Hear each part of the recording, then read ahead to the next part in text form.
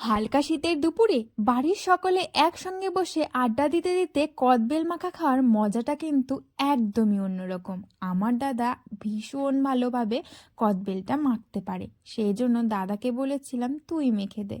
দাদা বলল ছাদে কয়েকটা পুদিনা পাতা হয়েছে, যা নিয়ে আয়। আমিও তো ছুটে এক দৌড়ে পুদিনা পাতা এনে দিলাম কয়েকটা।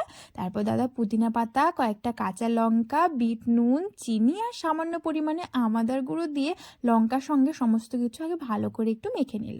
তারপর বেলটাকে দিয়ে এরকমভাবে হালকা একটু মেখে নিয়ে তারপর দিয়ে দিয়েছিল সর্ষের তেল। উফ, কি যে ভালো হয়েছিল!